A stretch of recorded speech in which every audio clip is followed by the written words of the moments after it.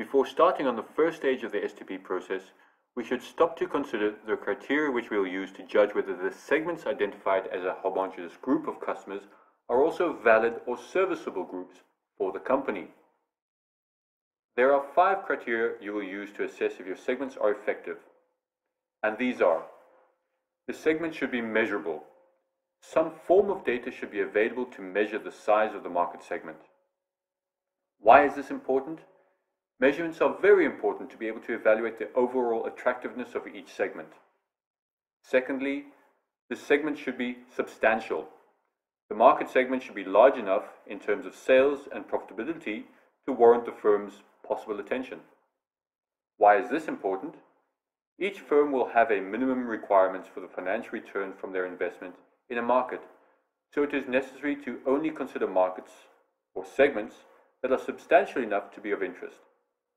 Third, the segment should be accessible. The market segment should be reachable, particularly in terms of distribution and communication. Why is it important? Each segment needs to be able to be reached and communicated with on an efficient basis. Fourth, the segment should be actionable or practical.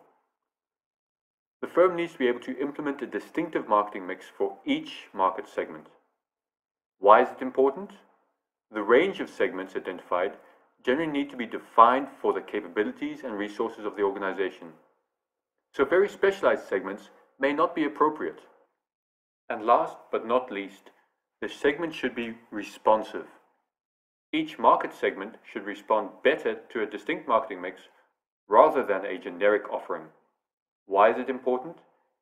Because the key outcome of the STP process is to develop a unique marketing mix for a specified target market. If the segment will not be more responsive to a distinct offering, then the segment can probably be better combined with another similar segment.